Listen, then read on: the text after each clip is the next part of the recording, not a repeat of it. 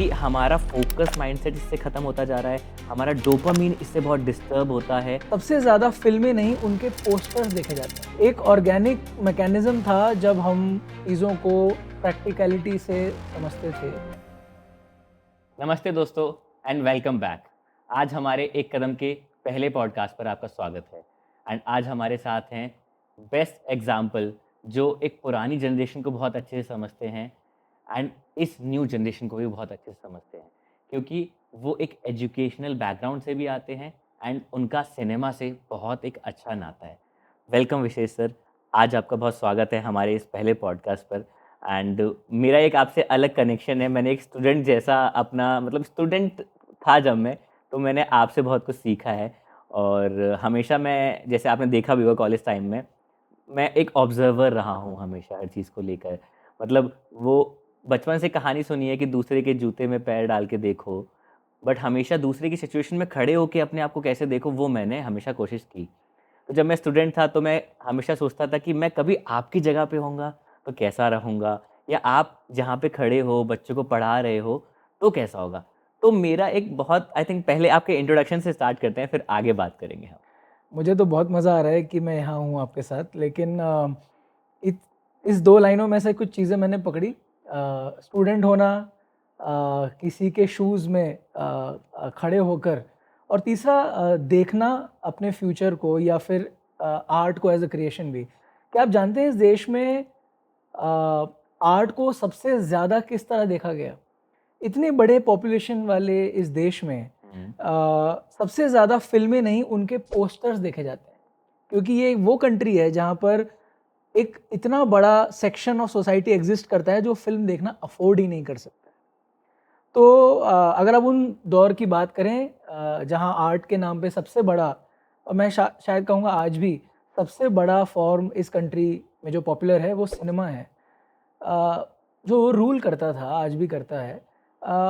उस सिनेमा को देखने जितने प्रतिशत लोग जाते थे, उससे 4 गुना ज़्यादा प्रतिशत लोग उस एस्पिरेशन से उस पोस्टर को देखते थे, जो शायद राज कपूर को, या later in the 90s also Khans के आने तक मुझे लगता है लोगों ने एक जगह खड़े होकर बिलबोर्ड्स पर अपने एस्पिरेशन को देखा है।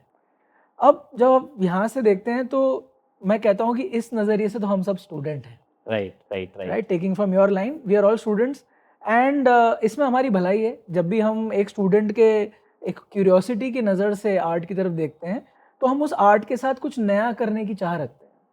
लेकिन अगर हम उसको एक एस्टैब्लिशमेंट की तरह देखते हैं, तो हम कहीं न कहीं अपने आर्ट के एक सिग्नेचर स्टाइल को मानने लग जाते हैं, और हम उससे फिर उभरते नहीं। तो मेरा ओवरऑल ये जो आज पॉडकास्ट आपके साथ एक ये सेशन करने का पर्पस था, वो ये था कि अभी आप पीएचडी भी कर रहे हैं, कि जितना कितना ज़्यादा फास्ट मूविंग ये जो चल रहा है एरा, जहाँ पे रोज़ मतलब हफ्ते में शॉर्ट फिल्म्स आ जाती हैं, और हमारा नेटफ्लिक्स एंड ऑनलाइन प्लेटफॉर्म पे फिल्म्स आ रही हैं, फिर सिनेमा में फिल्म्स भी आ रही हैं। एंड फिल्म्स के साथ साथ वेबसाइट्स बहुत रोज़ लॉन्च हो रही हैं, an number of brands launch हो रहे हैं। हमारे पास इनफानाइट पॉसिबिलिटीज़ हैं कुछ देखने की, ट्राई करने की।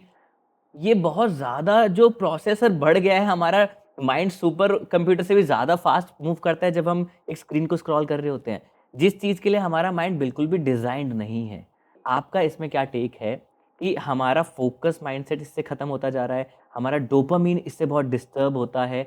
ये सारी चीज़ें कैसे एक माइंडसेट को डिस्टर्ब कर रही हैं, हमारी स्लीप साइकिल ख़राब कर रही हैं, एंड इवन आने वाली जो बिल्कुल न्यू जनरेशन है, जो बच्चे हैं, वो जब इसको यूज़ करते हैं डिवाइस को और बहुत ज़्यादा अपना माइंड यूज़ करते हैं, तो उससे उनकी फिज़िकल ग्रोथ भी रुक रही है। इवन अगर आप हिस्ट्री उठा के देखेंगे तो इंसान छोटा होता जा रहा है कद-काठी में। तो आपका इसमें क्या कहना है? मुझे लगता है कि एज़ एन ओपनिंग रिमार्क हमें इतने सारे इन्फॉर्मेशन की ज़रूरत नहीं। हुँ, एक ऑर्गेनिक मैकेनिज़्म था जब हम चीज़ों को प्रैक्टिकलिटी से समझते थे। थ्योरेटिकली आपको स्कूल में बताया जाता था कि सूरज निकलता है हुँ, और रोशनी पड़ती है, पर वो कैसा लगता है, वो कैसा महसूस होता है, ये आप खुद बाहर निकल कर देखते थे। अब उसका एक रेंडिशन जब डिजिटली आप तक आएगा, चाहे वो एक हद तक आप ये भी कह सकते हैं कि वो रियलिटी से भी 2 कदम आगे है, क्योंकि हम 4D, 5D एक्सपीरियंसेस की बात कर रहे हैं। तो मुझे लगता है ये सीढ़ी हमें ABCD की तरह चढ़नी चाहिए। Too much too soon, you know.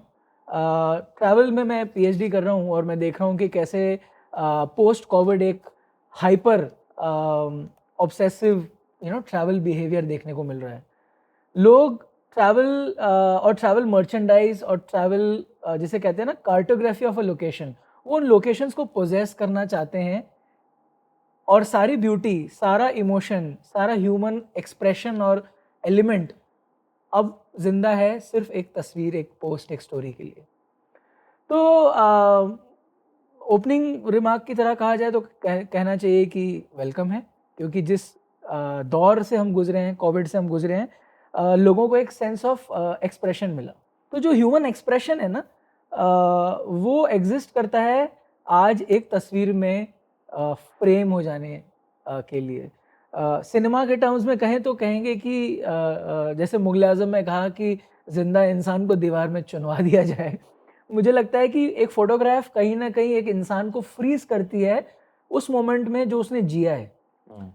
अब अगर मैंने वो जिया है और मैं उस मोमेंट में फ्रोज़न हूँ, तो मैं ज़िंदगी भर आपको अपनी एल्बम्स में वो चीज़ दिखाता रहूँगा। राइट। लेकिन अगर मैंने उसे जिया ही नहीं है, तो वो मेरी फ़ीड में कहीं नीचे चला जाएगा और वो मेरे ज़हन के अंदर, मेरी मेमोरी के अंदर भी नहीं रहेगा। जब वो नहीं रहेगा तो वो मैं उसे अपने अगली जनरेशन को भी पास नहीं करूँगा। तो वो सारे ओरल ट्रेडिशंस भी ख़त्म हो जाएँगे। क्यों हमारी लैंग्वेजेस ख़त्म हो रही हैं? क्यों हमारे पुराने स्पाइसेस, हमारी पुरानी तरीके हैं, सिलबट्टे पे मसाला पीसना, ये सब फ़ास्ट होता जा रहा है। सिर्फ़ फ़ास्ट ये नहीं हुआ है कि आप यूट्यूब को 2x पे देखते हैं या फिर आप अपने व्हाट्सएप मैसेजेस को 2x पे सुनते हैं। राइट। आप अपने खाने को भी जल्दी प्रोसेस करना चाहते हैं। हम्म। आप खाना खाते वक़्त भी 4 चीज़ें साथ में करना चाहते हैं। आप अपने दिन में ज़्यादा अचीव करना चाहते हैं। इसका मतलब ये है कि आप रिटेन कम कर पा रहे हैं। रिटेंशन पे कहीं न कहीं इसका इम्पैक्ट है। I am not a qualified psychologist जो इस पे आपके ब्रेन पे इसका क्या इम्पैक्ट है बता सकें। लेकिन मैं अपने क्लासरूम में ज़रूर देखता हूँ कि हाँ, attention span, knowledge bank and most importantly अगर आप एक आर्टिस्ट बनना चाह रहे हैं, तो किसी बात को लेकर आपका पैशन और उसकी डेप्थ खत्म होती जा रही है। True, true. मैं आपको एक छोटा सा एग्जांपल देना चाहता हूँ। सिनेमा में एक वक्त है जब आपको पढ़ाया जाता है कि साहिब बीबी और गुलाम जैसी फिल्मों के अंदर गुरुदत्त बहुत पॉपुलर डायरेक्टर हैं इंडिया के, उनके सिनेमाटोग्राफर थे वी के मूर्ति। उन्होंने एक गाना किया, साकिया आज मुझे नींद नहीं आएगी। ये पूरा गाना जो है वो शॉट है जिसमें सारे बैकग्राउंड डांसर्स सिलवट में हैं और सिर्फ single central dancer lit up है। ओके। तो ये इतने, आप जब वो गाना देखते हैं तो आप पागल हो जाते हैं कि कैसा सिनेमाटोग्राफर है जिसने ये सोचा भी कि पूरी पेंटिंग के अंदर सिर्फ एक लड़की दिखेगी जो मेन डांसर है, बाकी सब सिलवट में रहेंगे। और उसे अचीव कैसे किया गया इसकी आप हिस्ट्री पढ़िए कि कैसे पूरे सेट पर कर्टन्स हाफ लगाए गए ताकि वो लाइट से ज़मीनों पे स्पिल हो। अब ऐसी क्रिएटिविटी कब निकलती है? जब आप एक रोड ब्लॉक पे आके फंस जाते हैं। अगर मैं हर चीज़ के लिए गूगल कर सकता हूँ और हर चीज़ का एक रेडी एआई आंसर मेरे पास ये है, आंसर है हमारे पास। तो मैं इंक्विजिटिव नहीं हूँ। तो ओवरऑल इन सारी चीज़ों से पेशेंस भी ख़त्म हो गया है। पहले क्या होता था कि कुछ मूवी जैसे आप तुम्बाड़ की बात करो, तुम्बाड़ भी उस टाइम पे बनी है जब एआई एग्ज़िस्ट नहीं करता था। तो ऐसी मूवियाँ 4-4 5-5 सालों में बनी and even I think Aamir Khan भी मूवीज़ लेके आता था तो 2 सालों में एक एक मूवी या 1 साल में 1 मूवी लेके आता था। उस पे कॉन्सेप्ट बनता था, चीज़ें होती थी। तारे ज़मीं पर जैसे मूवी आई। अब डेफ़िनेटली मैं अपने एरा की बात कर पाऊँगा यहाँ पर, बट आप मुझसे ज़्यादा बता पाएँगे इन चीज़ों के बारे में। बट मैंने भी क्लास में या अपने सेशंस लेते पर ये बहुत फ़ोकस किया कि एब्ज़ॉर्ब करने की कैपेसिटी भी ख़त्म हो गई है। मतलब वो अगर आप किसी भी लेवल पे आके आपको लगता है कि आप एक ब बेस्ट टीचर हो, आप एक बेस्ट सिखाने वाले हो, आप कितना भी अपना लेवल डाउन करके आप अगर वो चीज़ डिलीवर कर रहे हो, वो एब्ज़ॉर्ब करने की कैपेसिटी ही ख़त्म हो गई है। तो ये फ़ास्ट मूविंग चीज़ें जो चल रही हैं, इससे डेफ़िनिटली जो आपने चीज़ें कही कि कल्चर ख़त्म होता जा रहा है। अभी मैंने रिसेंटली मैंने ट्रैवल किया उत्तराखंड में, पौड़ी एक जगह है, गढ़वाल, पौड़ी गढ़वाल। वहाँ मैं गया, वहाँ मैंने देखा लोग अभी भी स्लो लाइफ़ जी रहे हैं। तो वो स्लो लाइफ़ के बहुत सारे बेनिफिट्स हैं एंड मेरा मानना ये है कि जो हमारा जो ये माइंड है, ये स्लो लाइफ़ जीने के लिए ही बना है। तो आपका इसमें क्या एक्सपीरियंस रहा है? इवन मैंने बहुत ये फ़ोकस किया है या अपने आप में मैंने ये चीज़ फ़ील करी है कि जब मैं बहुत ज़्यादा इंस्टाग्राम स्क्रॉल कर लेता हूँ अपनी रिसर्च चीज़ों को करने के लिए, एक अलग-सा भारीपन होता है हमारे माइंड में हमारे दिमाग में हमें थोड़ा-सा हल्का-सा भारीपन फ़ील होता है। आपका क्या कहना है इस चीज़ पर? मैं एक टर्म यूज़ करूँगा जो मैंने अपने स्टूडेंट से सीखी है, मुझे फोमो होता है। मुझे फोमो होता है कि fear of missing out the outside. काफ़ी ज़्यादा फ़ोन पे वक़्त बिताने के बाद लगता है कि आज के दिन का मैंने क्या किया? क्योंकि मैंने कहीं न कहीं कोई सुंदर प्लांट कैसे उगाते हैं, कौन-सा फर्नीचर कैसे बनता है, ये रेसिपी कैसे बनती है और ऐसे बहुत सारे ऐसे टॉपिक्स देख लिए होते हैं जो मेरी दिनचर्या में किसी काम के नहीं। But I think we are living in times of hyper in information. हम एक साथ बहुत कुछ कंज़्यूम करना चाहते हैं तो वो फ़ास्ट लगता है, वो इतना फ़ास्ट है नहीं। आप क्यों अपने घर में एक दीवार पेंट करने में इतना समय बिताते हैं? क्योंकि आप उस चीज़ से पैशनेट हैं, आप उसके साथ बहुत वक़्त बिताएँगे। और वो सिर्फ़ एक दीवार नहीं रहेगी, वो आपके ज़िंदगी और आपकी पर्सनैलिटी का रिफ्लेक्शन बन जाएगी। राइट, लेकिन ये सेम चीज़ आप सड़क की गली की हर दीवार के साथ नहीं कर पाते हैं। राइट। तो one answer is that. The second is ऐसा नहीं है कि ये अभी आया, ये काफ़ी ट्रेंड्स पहले भी आके जा चुके हैं। The human brain is wired to go through all of this and still understand the beauty of stillness. Travel एक बहुत पॉपुलर जॉनर है जिसमें आप देख सकते हैं लोग अब क्या कर रहे हैं और लोगों को कितना ज़्यादा मैटर करता है हम अपनी एक प्रोजेक्शन सोशल मीडिया पे देना। हुँ, आप रियल लाइफ में कैसे हैं वो शायद अब इतना मैटर नहीं करता है क्योंकि कोविड जैसी चीज़ों के बाद आप बाहर ही नहीं निकल पाएंगे तो आपकी रियल लाइफ मैटर कैसे करेगी? Right, so that is nothing wrong with the advent of this kind of a technology. The only problematic thing is कि हम उसके साथ जो चीज़ें बैलेंस करना हमें चाहिए वो हम नहीं कर रहे। अपनी बॉडीज़ के बारे में हम नहीं सोच रहे हैं, अपने ब्रेन के स्टिमुलेशन के बारे में हम नहीं सोच रहे हैं कि क्यों कहा गया कि आपको रात को 10 बजे सोना चाहिए, सुबह 4 बजे तक आपको ये 10 to 4 आपकी सर्केडियन रिदम बनी रहेगी। तो आप अपने वर्ल्ड के साथ फिज़िकल रियलिटी में ही एक तरीके से जूझ नहीं रहे। अ, आपके साथ जो भी कुछ हो रहा है वो अब एक 2D स्क्रीन पर हो रहा है। हुँ, तो एक डिज़ाइनर के पॉइंट ऑफ व्यू से तो मुझे लगता है कि बहुत पॉसिबिलिटीज़ हैं कि हम इसको इस सोसाइटी का पार्ट कैसे बनाएँ। लेकिन हम इसको अगर एक क्रिमिनल की तरह ट्रीट करेंगे कि ये चीज़ आ गई है, अभी एक बीमारी है और ये लोगों को ख़त्म कर देगी। तो उसका एग्ज़ाम्पल ये है कि अगर आप बाहर के देशों में जाएँगे ना, तो क्रिमिनल्स को भी सोसाइटी का पार्ट माना जाता है। तो ये जो एक नया टेक्नोलॉजी ने हमें एक गिफ्ट दिया है, जिससे हम अभी जिस गिफ्ट को हम अभी सँभाल नहीं पा रहे हैं, हाँ जी, उसको हमें सोसाइटी में एक सही चैनल देना है। Right, Very soon, countries like China are going to add AI in their syllabus right from school. Yes, yes, yes, है ना? राइट, बच्चे 5th 6th स्टैंडर्ड से वहाँ एआई सीखने लग जाएँगे, शायद लग गए होंगे। बट वो जानते हैं कि इसको बैलेंस कैसे करना है। वो प्रकृति और मनुष्य के बीच का जो सेंटर का जो ये रोटेशन है एक दूसरे की तरफ, ये साइकिल टूटना नहीं चाहिए। इसके बीच में शायद कोई चीज़ आ भी नहीं सकती है। मेरा पर्सनल ओपिनियन है ये, क्योंकि जब-जब ऐसी कोई चीज़ बीच में आई, कुछ कहीं न कहीं कोई पुल टूटा राइट, और वापस इंसान नेचर पिल की तरफ जाता है। राइट? तो उसी इंस्टाग्राम पे आप देख रहे हैं लोग आपको योगा सिखा रहे हैं, वेलनेस सिखा रहे हैं, माइंडफुलनेस सिखा रहे हैं, ब्रीदेबिलिटी सिखा रहे हैं, ठहराव की बातें लोग कर रहे हैं। मुझे बहुत अच्छा लगता है कि अब ये सब कुछ एक जगह एक साथ अवेलेबल है। पर आई एम वरिंग अबाउट कि क्यों? मैं 1 घंटे बाद कुछ याद नहीं रख पाता। राइट, जबकि क्लास में या एक न्यूज़पेपर पढ़ के या एक किताब पढ़ के सालों तक हम कुछ नहीं भूलते, क्योंकि वो टेक्स्ट से विजुअल आपका ब्रेन क्रिएट कर रहा है। यहाँ पे टेक्स्ट टू विजुअल आपको दिया जा रहा है। तो ये बहुत बड़ी प्रॉब्लम है। मुझे लगता है कि आने वाले टाइम में अब डिजिटल डिटॉक्स जैसी एक्टिविटीज़ प्लान होंगी एंड जो हमारे न्यू सिलेबस हैं, अगर आप देखोगे तो अब कॉलेजेस ने नॉर्मल सब्जेक्ट्स के साथ-साथ योगा जैसे सब्जेक्ट्स भी ऐड करे हैं, गार्डनिंग। तो अभी काफ़ी सारी यूनिवर्सिटीज़ हैं, इवन मतलब कुछ क्रिएटिव कॉलेजेस हैं, जहाँ पर बच्चों को yoga as a subject add किया गया है कि उन्हें डिजिटल चीज़ों से थोड़ा ब्रेक मिले। तो इसमें किस टाइप का रिस्पॉन्स आ रहा है बच्चों से या फिर किस टाइप से ये मतलब जो हमारी ऑडियंस है या जो जो लोग हैं, उनको इस चीज़ की ज़रूरत पड़ रही है? मुझे लगता है हम इन चीज़ों को पॉजिटिवली वेलकम कर सकते हैं। एक सिलेबस के अंदर ऑल राउंडेड होना, योगा और आउटडोर एक्टिविटीज़ का होना आपकी पर्सनैलिटी डेवलपमेंट पे काम करता है। एंड एक पर्सनैलिटी ट्रूली तभी डेवलप होती है जब आप अपने एनवायरनमेंट से कॉन्शियस होते हैं। अगर आप डिज़ाइन या आर्ट की फ़ील्ड्स की बात करें, तो इन पर वो ज़िम्मेदारियाँ हैं कि वो एनवायरनमेंट का सही पिक्चर क्रिएट कर सकें, एनवायरनमेंट की सही प्रॉब्लम्स को एड्रेस कर सकें, जो कि सोशल मीडिया बहुत ज़ोरों शोरों से करता है। हाँ जी। क्लीनलीनेस ड्राइव्स और कैसे हम पोल्यूशन के साथ और कैसे टॉक्सिक एटमॉस्फेयर्स हो रहे हैं, इसको सोशल मीडिया बहुत एड्रेस करता है, पर शायद उसके सॉल्यूशंस नहीं देता। क्यों? क्योंकि एवरीथिंग सीजेस टू, जैसे मैंने कहा, टू बी अ रील और अ फिल्म और अ फोटो और अ लाइक और अ कमेंट। तो जब वो फिजिकल इंटरेक्शन आपका बाहर जाकर योगा में होता है, अपने आप से होता है, तो आपके बीच में मीडियम जो है वो चेंज हो जाता है। मैसेज से कई बार कहा गया थ्योरी में ज़्यादा इंपॉर्टेंट मीडियम है, और मीडियम बदलते आए कई सालों से। आज की डेट में जो डिजिटल मीडियम हम यूज़ कर रहे हैं, वो मीडियम कहीं ना कहीं नीड ऑफ द आवर है, लेकिन हम उसे बैलेंस कर सकते हैं जब हम बाहर निकलें, एक वॉक पर जाएं। एक ग्रोइंग अप चाइल्ड अपनी दुनिया के बारे में और उसकी हार्ड प्रैक्टिकलिटी के बारे में कहीं ज़्यादा सीखता है जब वो अकेले अपने घर से एक बस करके, टिकट करके, मेट्रो करके अपने ऑफिस या कॉलेज पहुंचता है।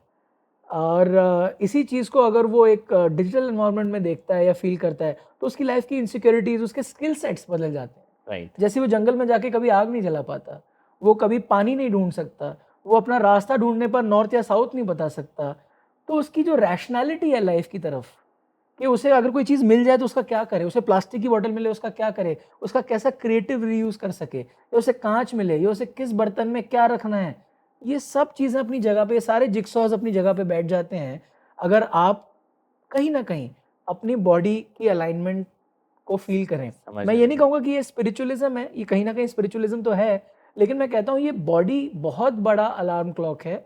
बॉडी आपको बताती है कब उठना है, कब सोना है।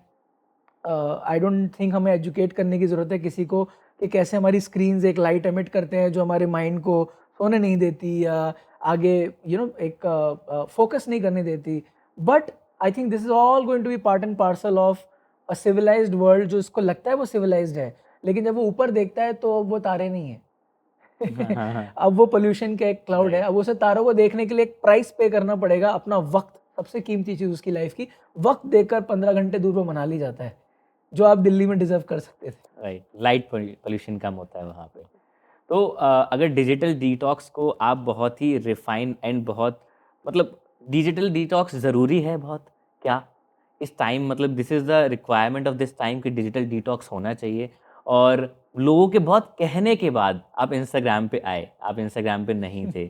बहुत मतलब बच्चों ने कहा, लोगों ने, आसपास के आपके सर्कल के लोगों ने कहा कि भाई क्यों नहीं आ रहा, या फिर क्यों तू जितने भी नई चीज़ें हैं उन्हें अडैप्ट नहीं कर रहा है। तो आप बहुत रिलेट करोगे और आप बहुत अच्छे परफेक्ट तरीके से बता पाओगे कि डिजिटल डिटॉक्स क्यों ज़रूरी है, और एक छोटे से क्रिस्प वे में आप समझाना चाहेंगे तो क्या है? यस, डिजिटल डिटॉक्स को हम कह सकते हैं वो अभी फ़िलहाल का हमारा एक शॉर्ट टर्म सॉल्यूशन है, जिससे स्पेशली एक यंगर जनरेशन समझ पाए कि उसको अपना शेड्यूल कैसे फिट करना है।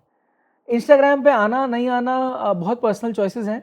मुझे लगता है इंस्टाग्राम एक बहुत डायनामिक प्लेटफॉर्म है, लेकिन एक स्टूडेंट की उम्र में जब उसे फोर्सिबली अपने आप को एक जिसे कहते हैं ना सोसाइटी के बनाए हुए अ, घड़े में। घड़े में उतारना पड़े, तो मैं सोचता हूँ उस जगह इंस्टाग्राम एक फेयर रोल प्ले नहीं करता है। इंस्टाग्राम पे आपको जज किया जाता है आपकी रीच से, आपके फॉलोअर्स से, आपकी फ्रीक्वेंट पोस्टिंग से।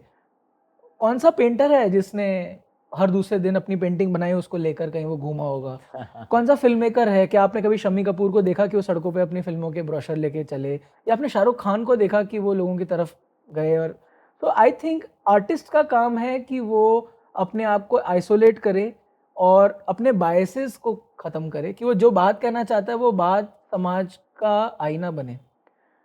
You cannot create art which has to please society. I think that's the problem with social media. A lot of what you're doing on social media is to please society. In fact, रोना भी।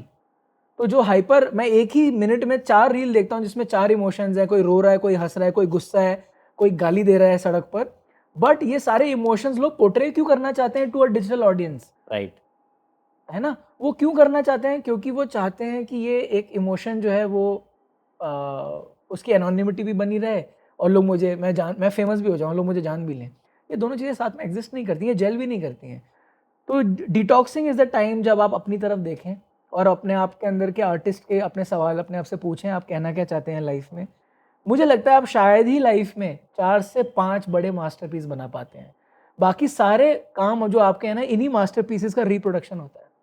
अनुराग कश्यप ने भी कहा मुझसे एक बार एक film festival में, उन्होंने कहा कि आप फ़िल्म तो शायद ज़िंदगी से 4 ही बनाते हैं। पूरी लाइफ का मटेरियल निकाल के आप 4 फ़िल्में बनाते हैं, और जब आप 5 ही फ़िल्म बना सकें तो आप फ़िल्म मेकर हैं। तो आप किसी की स्टोरी का जस्टिस कर सकते हैं। तो ऐसे ही कुछ हम अपने साथ करना चाहिए, सेल्फ रेट्रोस्पेक्ट में अपने आप को इतना वक़्त दिन में अपने हमारे पास अपने लिए होना चाहिए कि हम अपने लिए कुछ रेट्रोस्पेक्शन कर पाएँ कि हम कौन हैं, हम क्या करना चाहते हैं, हम इस बात से कितना एसोसिएट करते हैं। ये सिर्फ़ ट्रेंड है इसलिए कर रहे हैं क्या हम? और इस कहीं न कहीं जो आपने बात बोली इससे मैं बहुत एग्री करता हूँ कि हम ओवरऑल अपनी लाइफ़ में एक एल्गोरिदम हमें पता चल जाती है। जैसे कि हमारी एक रील वायरल हो जाती है या कोई वीडियो वायरल हो जाती है, तो हम उस सेम पैटर्न को फ़ॉलो करते हैं अपनी लाइफ़ में।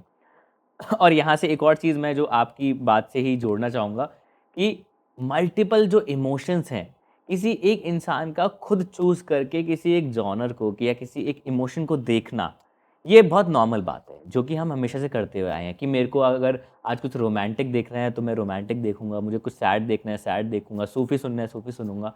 बट जो डिजिटल जो नया जो इतना क्रिएशन चेंज हुआ है, ये पूरा एरा चेंज होता जा रहा है, उसमें हम सेम टाइम पे मल्टीपल इमोशंस को फ़ील कर रहे हैं और ये हमारे हार्मोन्स को और हमारी पूरी साइकिल को बहुत ज़्यादा इम्पैक्ट कर रहा है। तो इस चीज़ के लिए मुझे लगता है कि मैं इस चीज़ को खुद बहुत फ़ील करता हूँ और इसमें मैं आपका भी एक पॉइंट ऑफ व्यू जानना चाहूँगा कि क्या आपने भी कभी ऐसा फ़ील किया है या आपके अराउंड जो लोग हैं, आपके अराउंड हर तरह की हर ऐज के लोग हैं, आपसे बड़े भी हैं, आपकी उम्र के भी हैं और आपसे छोटे आपके स्टूडेंट्स भी हैं।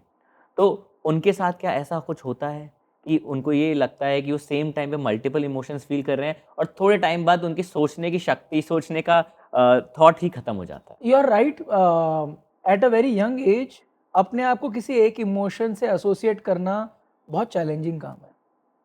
और जब आप अपने आप को किसी एक ज़िंदगी के भाव से एसोसिएट कर लेते हैं और उससे फिर उसी रंग में दुनिया की हर चीज़ को देखने लग जाते हैं, तो वो आपकी साइकी पे बहुत बड़ा इम्पैक्ट लेकर आता है। लेकिन कहीं न कहीं ये आपकी पर्सनैलिटी को मोल्ड भी करता है।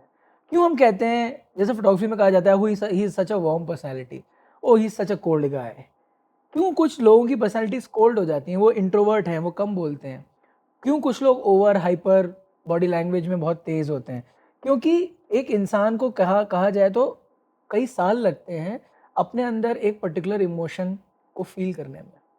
अपने अंदर वो बैलेंस बनाने में कि वो अ, उसका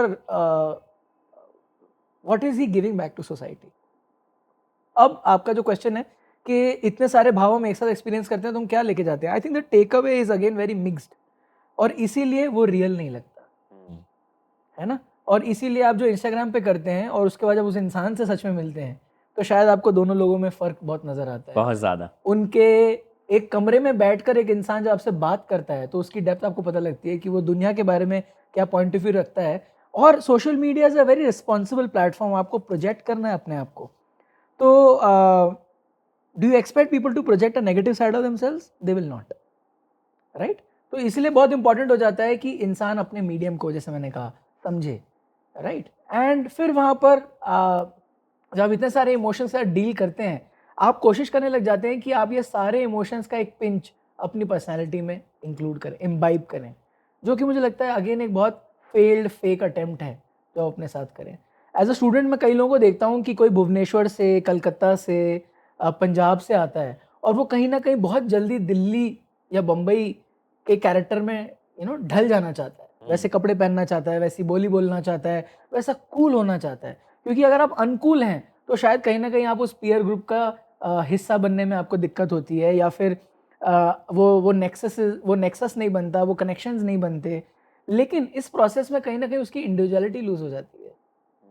वो पीछे छोड़ आता है कि वो जहाँ से आता है उस जगह की भी कोई एक एसेंस है, एक खुशबू है, उसके बात करने का एक लहज़ा है, वहाँ से खाने में ये इस चीज़ के साथ ये खाया जाता है या इस वक़्त पे ये बोला जाता है।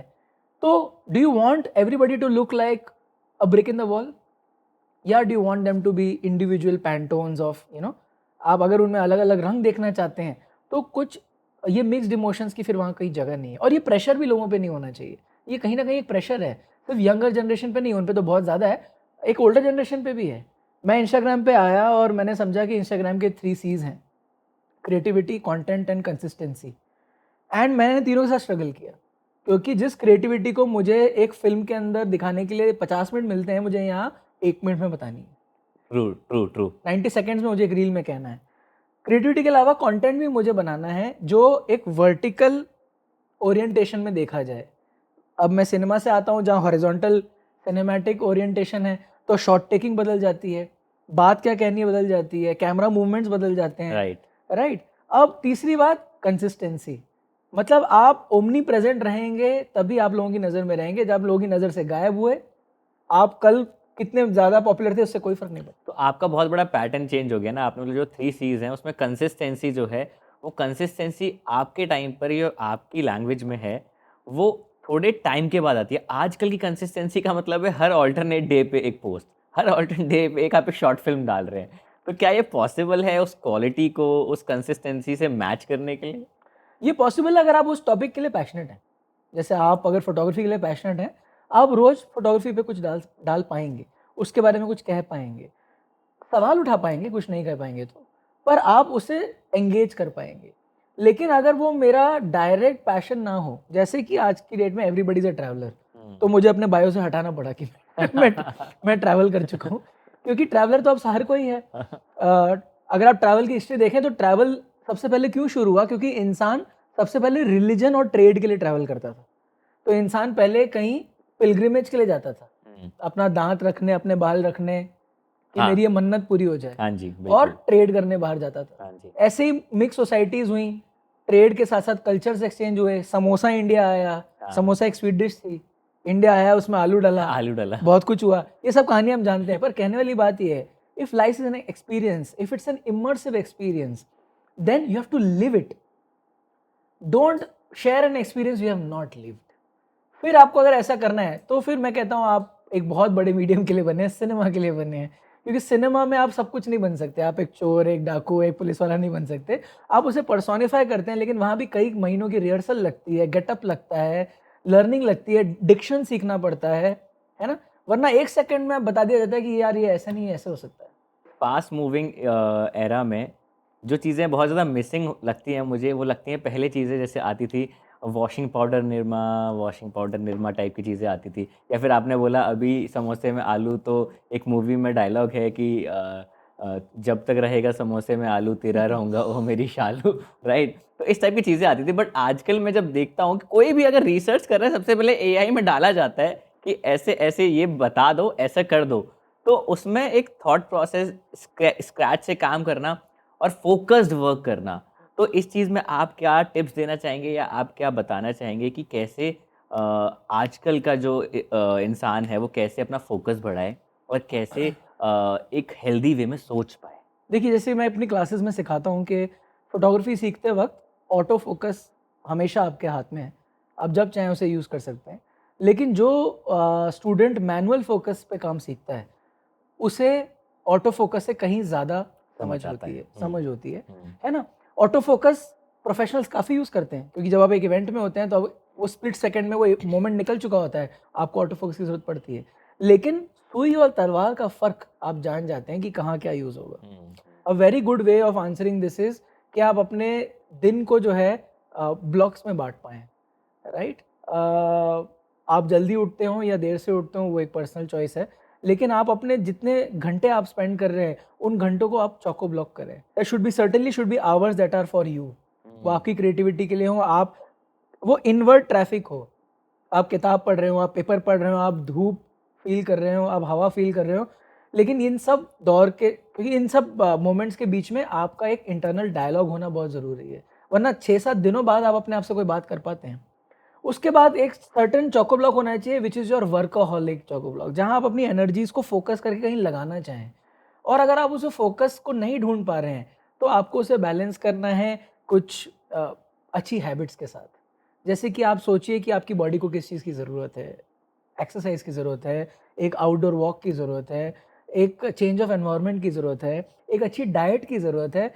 कई बार डाइट सिर्फ यहाँ नहीं है, डाइट यहाँ भी है। यस, यस, तो यस। एक फ़िल्म देखना, इंस्पायर होना, राइट? अपने डोमेन या अपनी शैली से बाहर जाके किसी को समझना। कई बार एक सिंपल आर्टिस्ट को पेंट करते वक्त उसके स्ट्रोक्स देखते वक्त एक आप हारमोनी समझते हैं, आप रिदम समझते हैं, राइट, कि वो आर्टिस्ट ऐसा क्यों कर रहा है। कई बार एक पर्सनालिटी, निदा फाजली कहते हैं हर आदमी में होते हैं 10-20 आदमी, जिससे भी देखना कई बार देखना। तो कई बार क्या होता है, आप अपने आप को ही वो अपॉर्चुनिटी नहीं दे रहे हैं कि राइट। वो इससे अलावा भी कोई इंसान बन सके। आपने अपने आप को बहुत प्री डिफाइन कर दिया है, अपने आप को, अपनी लाइफ को। As a teacher I must be open to go to the classroom to learn something, because my students can tell me things, my students can tell me what are the better AI tools to do it faster. But मेरा personal approach चीज़ों को fast करने का नहीं होता है, क्योंकि जब मैं किसी चीज़ को फास्ट करना चाहता हूँ, मैं कुछ स्टेप्स मिस कर रहा हूँ, और फिर शायद कभी ना कभी वो जब मैं खुद करने बैठूँ तो मैं नहीं जानता हूँ। तो द बिगेस्ट मुझे लगता है experience man can have in this in this life is to do things by their own hands. आप खुद अपना काम जब कर पाते हैं, वरना क्या होता है, आप एक डायरेक्टर तो बन जाते हैं पर अपने क्रू को नहीं बता पाते हैं कि ये फ्रेम यहाँ क्यों लग रहा है, ये शॉट यहाँ से क्यों होना चाहिए, यहाँ कट लगेगा या ये अनकट होगा। वो फीलिंग आप लोगों में नेविगेट नहीं कर सकते। मेरी मदर एक फिल्म मेकर की माँ है, फिल्म मेकर की वाइफ है, रह चुकी है, बट आप उनसे कहो कि ऐसा इस फिल्म को देख के क्या लगा, वो कहते हैं यार इस फिल्म में ना इसका कैरेक्टर ने मुझे बड़ा इमोशनल किया। वो नहीं जानती कि जब वो बात कर रहा था, गुरुदत्त वो लाइन बोल रहा था, तो कैमरा पुश इन कर रहा था स्लोली। तो हर आर्ट की कुछ ग्रामर है ना, आप उस ग्रामर को समझिए, आप उस ग्रामर के साथ अपना ग्रामर मिलाइए, एक नई ग्रामर बनाइए। लेकिन और इस ग्रामर को बनाने के प्रोसेस में AI की हेल्प लीजिए। AI should not become the art. जैसा वो एक बहुत फनी कोट आया था that I wanted AI to do my course so that I could do art, now AI is doing art and I am doing the course. तो AI art बना रहा है और आप काम कर रहे हैं, इसका उल्टा होना चाहिए। AI को काम करना है और आपने लेजर और क्रिएटिविटी करनी है, वो क्रिएटिविटी आपके हाथ में होनी चाहिए। आपकी वो बात बहुत नोटिस में आई मेरे कि आपने जैसे बोला ना कि हेल्दी खाना यहाँ नहीं, यहाँ भी होना चाहिए। तो उस चीज़ पे मैंने एक बुक पढ़ी डॉक्टर जो डिस्पेंजा की। उनकी बुक का नाम है बिकमिंग सुपरनैचुरल। तो ये चीज़ मैंने आपसे ही सीखी है। जब आप फ़ोटोग्राफ़ी पढ़ाते थे तो उस टाइम बोलते थे कि कैमरा को सीखने से पहले ये हम इतना ज़्यादा मतलब हमारी ऑडियंस को लग रहा होगा कि हम हर चीज़ में फ़िल्म मेकिंग, कैमरा, फ़ोटोग्राफ़ी की बातें कर रहे हैं। तो देखो ये तो जायज़ है कि हमारा जो बैकग्राउंड है वो हमारी कन्वर्सेशन में आएगा ही आएगा। एंड तो उसमें आपने मुझे एक बात ज़रूर बोली थी कि कभी भी किसी चीज़ को यूज़ करने से पहले उसका मैनुअल ज़रूर पढ़ो। तो this is the biggest problem with this generation also and upcoming generation also कि वो इस बॉडी की मैनुअल को पढ़ना नहीं चाहते और जानना नहीं चाहते कि कैसे फंक्शनिंग ये करती है। जिसकी वजह से हमारा डोपामाइन कब किस चीज़ को देख के होना मतलब वो चीज़ एक्टिव होनी चाहिए, उसका हमें नहीं पता है और हमें कैसे इस माइंड को यूज़ करना है, वो चीज़ हमें बिल्कुल भी आइडिया नहीं है। तो ये मेरे लिए एक ऐड ऑन है और यहाँ पे हमारी ऑडियंस के लिए भी एक बहुत बड़ा यहाँ पे टेक अवे है कि उन्हें ये चीज़ समझनी चाहिए। I think we should not put the blame on a younger generation, क्योंकि जैसे सिनेमा में कहा गया, film should not be criticise for what it's not. एक एनवायरनमेंट हमने उनको दिया है, वो सेफ नहीं है, वो गंदा है, पोल्यूटेड है, तो वो बाहर जाके जब खेल ही नहीं पा रहे हैं तो वो घर के इंडोर्स में एक स्क्रीन पे बैठे हैं। तो मुझे ऐसा लगता है कि ये जब उन्हें मौका मिलेगा तो वो बाहर जाकर इसे एक्सपीरियंस करेंगे, तो वो ये सब चीज़ें बैलेंस होने लग जाएंगी। लेकिन हाँ, dopamine is a 10 year old concept. मतलब आज से 10 साल पहले शायद यूरोप में इसकी बातें हो रही होंगी कि डोपामीन कैसे अब रिसर्च मैनुअल्स में नज़र आने लगा है कि लोग इससे एडिक्ट हो रहे हैं। The point of the matter is how much do we want to change, हम कितने बदलाव की तरफ देख रहे हैं। मुझे नहीं लगता लोग सोशल मीडिया से कहीं दूर जाना चाहते हैं, क्योंकि वो एक सॉर्ट ऑफ अ लिंग्विस्टिक, वो एक लैंग्वेज बनने लग गया है अब आपका एक्सप्रेशन बनने लग गया है। आप जो भी कुछ करते हैं वो जब तक सोशल मीडिया पे नहीं जाता है ना, तब तक वो सेलिब्रेट नहीं किया जाता, इट इज़ नॉट बॉर्न।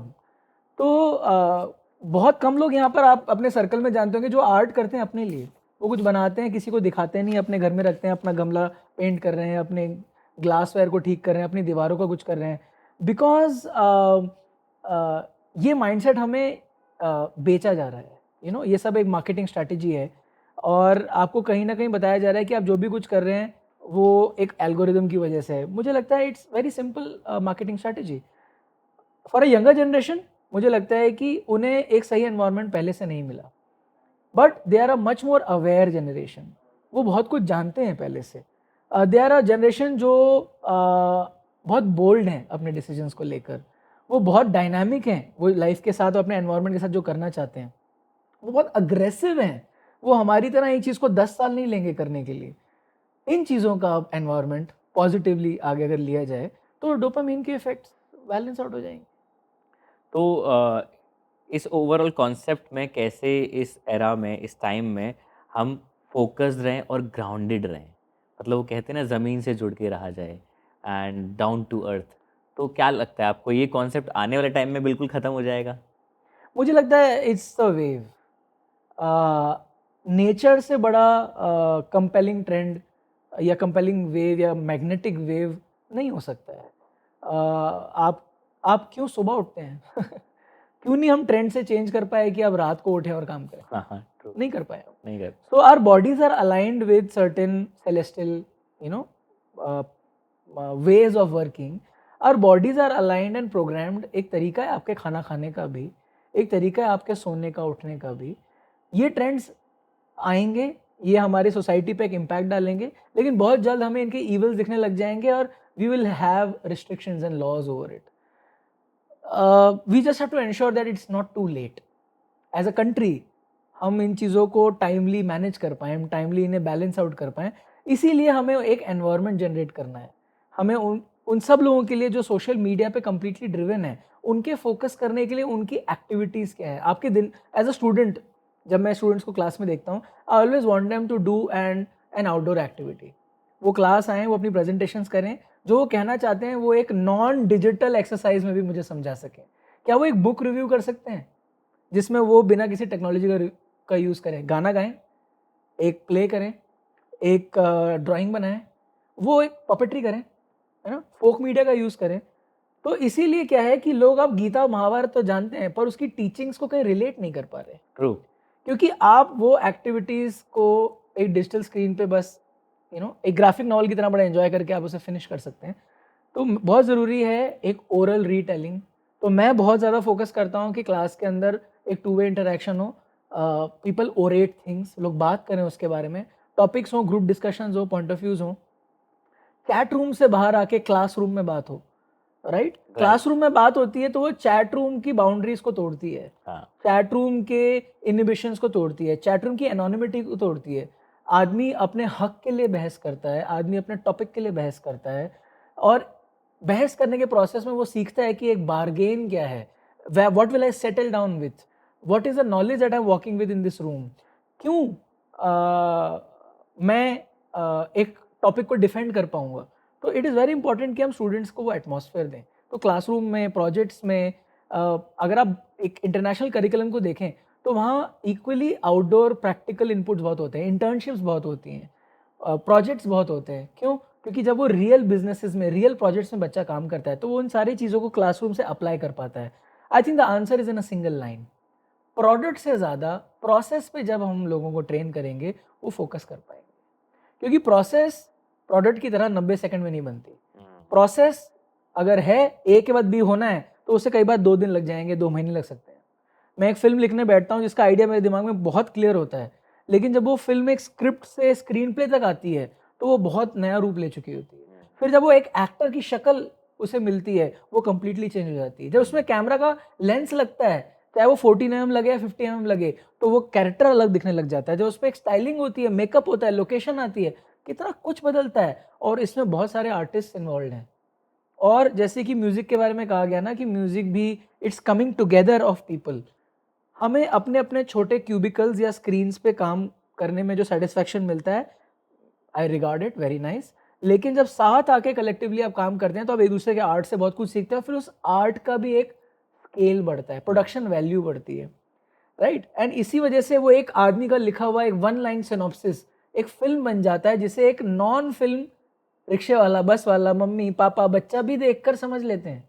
ये कितना बड़ा मैजिक है कि आज इंस्टाग्राम का एल्गोरिदम, उसकी पोस्टिंग, उसके कैपकट्स में फिल्टर सब जानने लग गए हैं।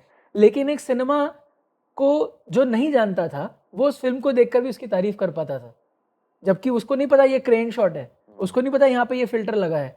उसको नहीं पता कि 1960s में अल्फ्रेड हिचकॉक ने वर्टिगो नाम की फिल्म के अंदर ट्रैक इन जूम आउट किया था, तो वर्टिगो शॉट या डॉली जूम इफेक्ट निकला था। तो लाइफ में जिन इफेक्ट्स के लिए हम जी रहे हैं वो हमारा सुपरफिशियल इंस्टा फेम है। अगर आप फोकस करना चाहते हैं तो आप उस सतह से नीचे जाकर उसकी ग्रामर को समझें। एक कदम में हमेशा मेरा यही फोकस रहता है कि हम जो भी बातें कर रहे हैं, किसी भी प्रोफ़ेशन की बातें कर रहे हैं, उनका मेरा जो मेजर पर्पस है इस प्लेटफ़ॉर्म को स्टार्ट करने का, उसे हमारे माइंड के वर्क पर, फोकस पर, डेडिकेशन पर, कैसे डिप्रेशन रेट बढ़ रहा है, चीज़ें बढ़ रही हैं, उस पर लाना है। तो मैं इस पूरे सम अप में आपसे एक चीज़ पूछना चाहूँगा जो मैं हर किसी से पूछता हूँ कि आपकी लाइफ़ में ऐसी क्या एक ऐसी टीचिंग है जो आपने थ्रू आउट अपनी लाइफ प्रैक्टिस करी है और वो यहाँ बहुत हेल्पफुल होती है आपके लिए क्योंकि वो आपका खुद का बनाया हुआ एक पैटर्न है जो कि आपकी प्रैक्टिस है और बाकी लोग अगर आपसे सीखें तो वो उनके लिए बहुत हेल्पफुल हो सकती है इस फास्ट मूविंग डिजिटल एरा में। अपने आंसर को 3 पार्ट्स में डिवाइड करना चाहूँगा। लाइफ में मुझे लगा कि हमेशा सबसे बड़ा इंस्पिरेशन था नेचर। सबसे ब्यूटीफुल बात नेचर की है, नेचर के अंदर कोई स्ट्रेट लाइन नहीं है। स्ट्रेट लाइन इंसान ने बनाई है। आप किसी पत्ते को, नेचर के किसी क्रिएशन को उठा के देख लें, वहाँ कुछ आपको सीधा नहीं मिलेगा। ब्यूटीफुल। उसका एक रीज़न है और इसीलिए नेचर में इतने पैटर्न्स हैं, राइट। है ना? तो आई एम ऑलवेज़ इंस्पायर्ड कि रियलिटी में वो कैसा होगा। तो जब भी मैं कोई चीज़ देखता हूँ तो मैं हमेशा कोशिश करता हूँ समझने की। अगर मैं किसी आर्ट को देखूँ, मैं किसी बात को सुनूँ, मैं किसी जुमले को समझूँ, मैं किसी थ्योरी को एनालाइज़ करूँ, मैं उसका ओरिजिन, उसका एक अनफ़िल्टर्ड एस्पेक्ट सोचने की कोशिश करता हूँ। जिससे लीड होता है मेरा second answer, life is about the basic. Basic is not basic, it's never basic. Cycle का सबसे पहला गियर या गाड़ी का सबसे पहला गियर सबसे टफ गियर होता है, सबसे स्ट्रॉन्ग गियर होता है। उसे गाड़ी को न्यूटन की लॉ कहती है ज़ीरो मोशन से आगे बढ़ाना होता है। फिर तो गाड़ी बढ़ गई है, फिर तो सारे गियर्स अपना काम कर लेंगे। राइट। पहला गियर लेना, बेसिक समझना किसी चीज़ का सबसे टफ होता है और ज़िंदगी में उसे किसी को समझा पाने के लिए आपको तीसरी लॉ की ज़रूरत है तीसरी सीख की ज़रूरत है कि आप उसे अनलर्न भी कर पाएँ। ओहो। क्योंकि जब तक आप एक बेसिक को अनलर्न नहीं करेंगे, आप उस बेसिक का एक वर्जन कभी समझने की जगह अपने अंदर नहीं बनाएंगे। So true. आप अपने अंदर वो जगह ही नहीं बना पाएंगे कि आप कुछ और भी इस यूनिवर्स में फिट कर सकें। So 3 things to sum it up, nature has all the solutions. आप नेचर के पास जाएँगे, आपको लाइफ का हर सॉल्यूशन मिलेगा। सेकंड, कि आप हमेशा बेसिक्स को ढूँढें। कहीं जाना हो, किसी इंफ्रास्ट्रक्चर को ढूँढना हो, कोई प्रॉब्लम सॉल्विंग करनी हो, हमेशा एक बेसिक तरीका अपनाएँ। बेसिक कई बार अनकूल लगेगा, लेकिन बेसिक जो आप समझ जाएँगे, वो लाइफ भर आप कभी नहीं भूलेंगे।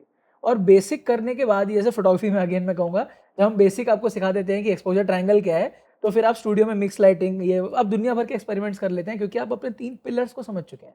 और जो उसको सीख चुका है, वो कभी कुछ नहीं भूलेगा। या कितने बड़े कैमराज़ आ जाएँ, इमर्सिव टेक्नोलॉजीज़ आ जाएँ, कुछ चेंज नहीं होगा। आखिरी चीज़ ये है कि अनलर्न होने के लिए हमेशा तैयार रहें। आपका ईगो कभी आपके रास्ते में नहीं आना चाहिए। आप लाइफ में किसी उम्र, किसी पड़ाव पर भी हों, जैसे ही मौका मिले, आपने जो भी आज तक सीखा है, आप उसे ड्रॉप करने की, डांस में एक और बात कही है, अगर आप बहुत देर तक स्माइल करते हैं किसी की तरफ स्टेज पे, तो वो स्माइल स्टेल हो जाती है। तो डांसर्स को कहा जाता है कि ड्रॉप एंड बैक। तो आप ऐसे ही अपने आप, अपने बैलेंस को, अपने अंदर की लर्निंग को 1 सेकंड में छोड़ने की अगर पावर रखते हैं, तो आपको बहुत कुछ सिखाने की क्षमता इस यूनिवर्स में है। मैं यहाँ पे एक और चीज़ ऐड करना चाहूँगा जिसे मैं अपनी लाइफ में बहुत इम्प्लीमेंट करता हूँ एंड अपने आसपास के लोगों को भी बोलता हूँ कि हमेशा एक अप्रोच लें सन शाइन टेस्ट, जिसमें आप ये समझिए कि आप किसी भी सिचुएशन में हैं, आप कुछ भी कर रहे हैं, कोई एक स्टेप ले रहे हैं, आप समझिए कि वो सबके सामने आ जाएगा। तो उससे आपको रियलिटी चेक मिल जाएगा कि आपको करना चाहिए या नहीं करना चाहिए, करना चाहिए तो किस वे में करना चाहिए। एंड उसके बाद आई थिंक सर ने बहुत अच्छे से एक्सप्लेन किया वो सारे 3 स्टेप, वो बहुत ब्यूटीफुली आपको एक सही डेस्टिनेशन पे पहुँचाएँगे। Thank you for having me here, it was a very nice experience. या तो thank you so much sir हमारे साथ इस ब्यूटीफुल जर्नी पर जॉइन करने के लिए एंड मैं अपने आप को बहुत लकी समझता हूँ कि आप जैसे गेस्ट एंड आप जैसे मेंटोर मेरी लाइफ में हैं and thank you so much.